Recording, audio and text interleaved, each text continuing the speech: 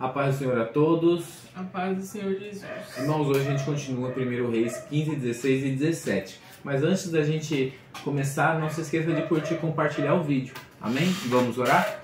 Senhor, meu Deus, meu Pai, te agradecemos mais uma vez meditando na Tua Palavra. Te pedimos, Senhor, para que nos ajude a inclinar o nosso coração à Tua presença, para que a gente não se desvie, Senhor, não crie altares, não adore outros deuses, Senhor, que a gente venha apenas ter temor de Ti e andar nos Teus estatutos de dia e de noite, Pai. Amém. Irmãos, hoje capítulo 15, versículo 9, diz assim: No 20º ano do reinado de Jeroboão, rei de Israel, Asa começou a reinar sobre Judá. Ele reinou 41 anos em Jerusalém. A mãe dele se chamava Maaca e era filha de Absalão. Asa fez o que era reto aos olhos do Senhor, como Davi seu pai, porque tirou da terra os prostitutos cultuais e removeu todos os ídolos que seus pais fizeram. Não podemos deixar passar que Maaca, ela foi responsável por uma das idolatrias que teve no reino de Judá. E se a gente for continuar o texto, vai dizer assim: ele depôs também Maaca, sua mãe, da dignidade de rainha-mãe, porque ela havia feito uma abominável imagem para servir de poste da deusa Aserá. Então, se ela fez, ela contribuiu com essa abominação dentro de Judá, certo? Concorda comigo? Aí, aqui vem dizer que Asa, apesar de ver os seus pais, ver a sua mãe, ali sentada do seu lado, ali como mãe rainha, assim que fala aqui? Minha mãe. Rainha mãe, parece ninho de abelha, né? Rainha mãe. E apesar de ver tudo o que ela fez, ele sabia que não podia, que estava errado. Diferente dos outros reis que teve em Judá, ele teve temor do Senhor e ele quis seguir os preceitos do Senhor, assim como Davi fez. E aí, o que acontece? Aqui no texto diz que ele depôs. Como é que está o seu? Depor. Depôs também? Depor. Depor. O depor seria demitir, arrancou do cargo, ele expulsou-a do cargo. Por quê? Porque ele via que estava errado. Então, o que eu quero trazer nesse texto, nesse contexto, é que independente do seu grau de parentesco, não perca o temor do Senhor. Ah, mas é minha mãe. Ela que morra pra lá. Vá pro inferno sozinha. Não me puxe junto. Certo? Porque isso a gente vê nos outros também. Um pecou mais que o pai, que pecou mais que o filho, que pecou mais que o avô. E Asa decidiu fazer diferente. Ele poderia sim ter olhado e falar assim: não, minha mãe e tal. Como Betseba tentou. Betseba falou com Salomão a respeito do seu irmão, porque o seu irmão pediu que Betseba interferisse, pedisse para que ele desse a esposa para ele, porque sabia que ela tinha uma grande influência. Então, automaticamente, a rainha mãe nessa posição, ela sempre tem uma grande influência. Nossas mães têm grande influência, apesar do problema de, às vezes, elas quererem que a gente faça coisas que não agradam a Deus. E isso acontece. Isso acontece o tempo inteiro. Então, mas você é o santarrão, você não erra não, você cresceu, deixou de mentir. É complicado, Mas a gente às vezes vai até arrumar confusão. Mas mais vale você arrumar confusão com a sua mãe na terra do que com Deus no céu. Infelizmente. É um mal que precisa ser dito. É verdade, mas deixa claro que não devemos deixar de honrar e de interceder por elas, Exatamente, a gente não pode deixar de honrar pai e mãe, a não ser que a honra deles interfira na honra de Deus. Sim, eu digo certo? Honrar que, tipo assim, eu acho que muitas das vezes você não precisa humilhar ou fazer coisas que não agradam a Deus, Aquele só depôs ela e ponto final. Seria na prática um não obedecer de repente. Vai lá, eu vou dar um exemplo básico. tocou a campainha. Se for pra mim, fala que eu não tô. Mãe, não vou falar que você não tá. Problema seu, vai lá e atende. Mas você vai me desobedecer. Ou eu desobedeço você ou eu obedeço a Deus. Não, né? Mãe, eu não gostaria de mentir. Será que a senhora pode ir lá? Não gostaria não, não vou. Mãe, não vou mentir. Será que a senhora pode ir lá? Sim, um modo de expressão ali, né? Você fala com a sua de uma vez, eu falo de um jeito, eu falo com a minha de outro. Não, mas tem que falar de um jeito só, que é honrar. Não, certo. Mas é uma palavra assim, é um método de expressão só. Mas você tá certo. A gente tem que honrar, mas desde que essa honra não fira a honra de Deus. Né? Isso foi o que me chamou a atenção aqui. Porque aí o rei Asa destruiu essa imagem e a queimou no vale de Cedron. Os lugares altos, porém, não foram destruídos. No entanto, o coração de Asa foi fiel ao Senhor durante toda a sua vida.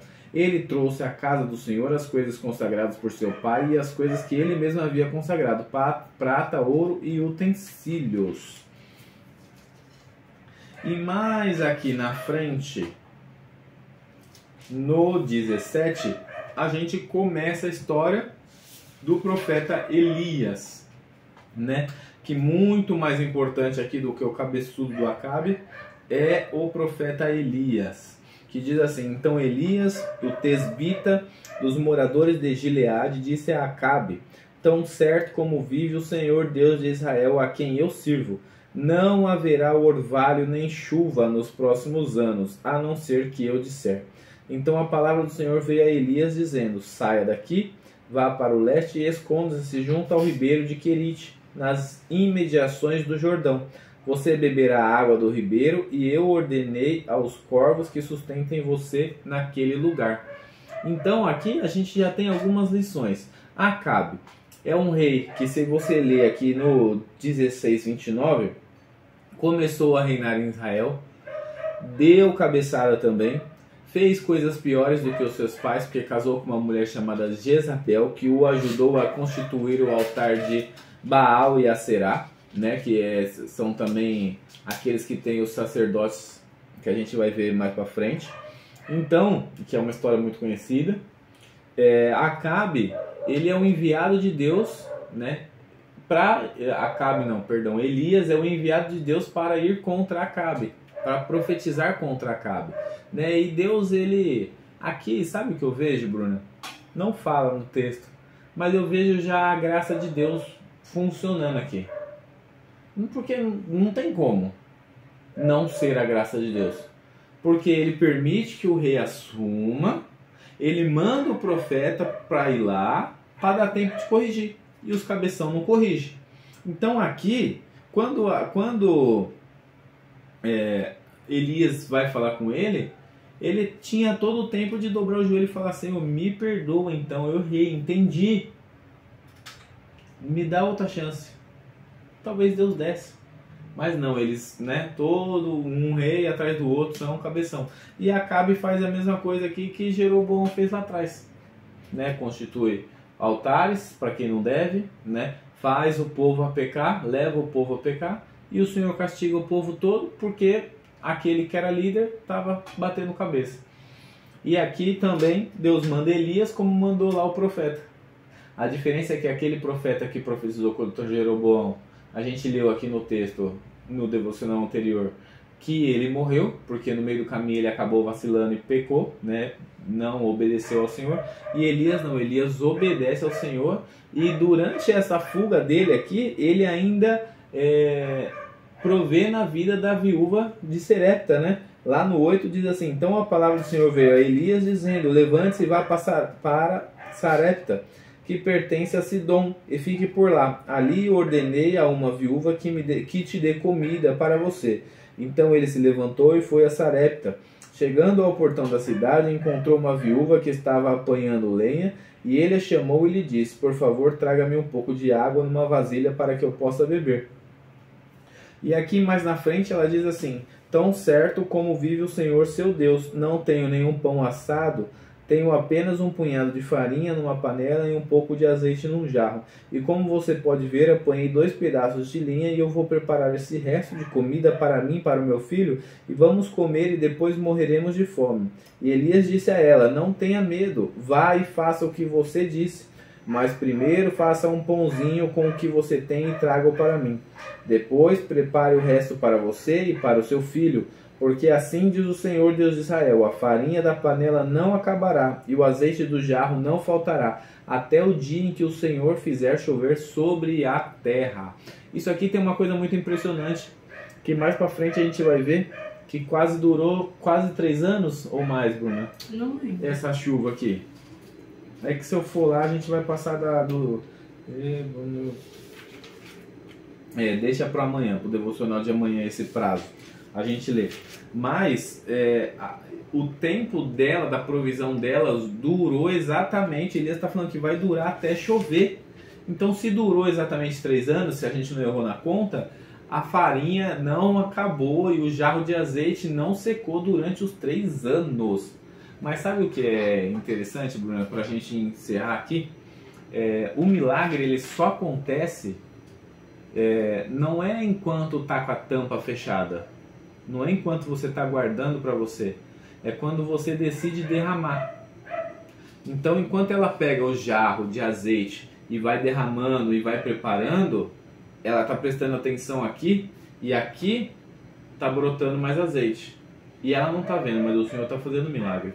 Então ela vai derramando e o Senhor vai enchendo. Ela vai derramando e o Senhor vai enchendo. E é assim nas nossas vidas. A gente quer um milagre, mas a gente não derrama um milagre. A gente não testemunha para que novas vidas sejam abençoadas. A semente foi plantada em nós, mas quando a gente dá fruto, a gente não quer semear na frente. A gente quer só guardar para a gente. A gente quer pegar aquele banquete e não quer fazer como o rei fez, que os seus convidados não foram. Não quer chamar as pessoas de fora para todo mundo comer, ele quer guardar só para ele aquela comida. E isso está errado. O milagre só acontece quando a gente derrama. O quanto mais você derramar na vida das pessoas, mais o Senhor vai abastecer o seu milagre.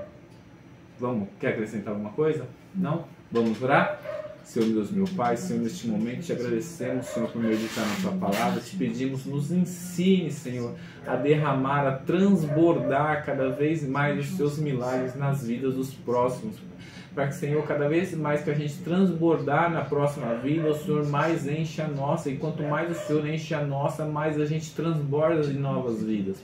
Senhor, em nome do Senhor Jesus, nos dá graça, sabedoria, Senhor, para que cada dia mais a gente venha andar, Senhor, com temor e sabedoria na tua presença, Pai, em nome de Jesus. Amém. Tchau. Ô, Lucas,